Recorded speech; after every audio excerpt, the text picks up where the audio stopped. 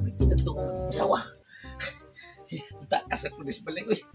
Sibat ako kay inigbata ato.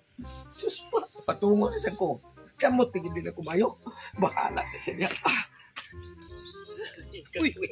Uy, bay! Ay, bay. Kasama ka bay nga? Nag-reason mo kasi natakaw. Nilayas ko dito sa mua, bay. Oy, may kanidistansya na ko sa mong balay. Kaya pati paita na kong asawa. Kasi pag na ako diferensya, korte na pagkagubaan na ako ang pagkatao. Sige lang niya pong pabirada. Sige, patungtong. Saan ako pag-ayo? Sus, ginoo ko. Kasi yun na bay. Ano sa manday? Ano nang pipikon niya ay pipikon? Hindi, mang silbi, pikon mo na nga. Ugi ko mo tongtong. Ay, siya may mo tongtong. Hubuan ko tanan. So saya ka gud ay bay.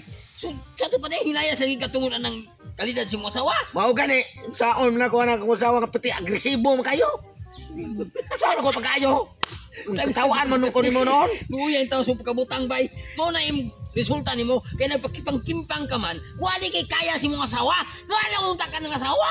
Mao bitaw, may paiwa ko mga asawa ko kay bawaan pa din. Yung anak din ng mga babae nga grabe biga. Katawaan nung mo diha na kay. Nuya ni mo bay. Sus, nuya yung taon. Ang kimpang nireklamo siya ng asawa. Matay. Nawagtang naman sa akong bana diri sa ang balay. Klaro kay ni takas sa puto kay mahadlok na sa tunako nga akong pabirahon. Anong napatugtog man sad ko eh. Nga imbes unta ako plano ato ako siyang bantayan para di siya katakas.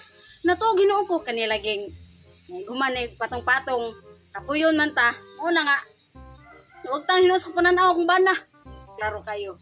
Naara na siya sa mga karsada-karsada ordan. Kay di man sa to kalayo kayo kay anilaktan ato nakimpang naman.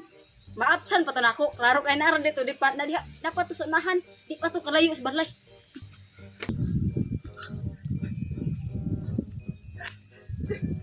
Gari kong dolar dito pa rin siya, oy. Nakatakas ako sa balay. Ilipay na kay ko. Inigbata ato niya. Wala na ko sa mua. Dili na ko kapatong niya. Bahala na siya. Huwag damguhon tong pinatungay. Uway sa ko diri kay. Mura magmedyo. Kawan noon, rabadaan nag-umang panahon. Ay noon, dito sa unahan na may daghang kasilungan. Nangiyaw muungan. Importante na makasibat ako. Di ka jud ka kalayo kay ang imong nilaktan kimpang na kimpang. Ano kung nga pasapas na masagaw?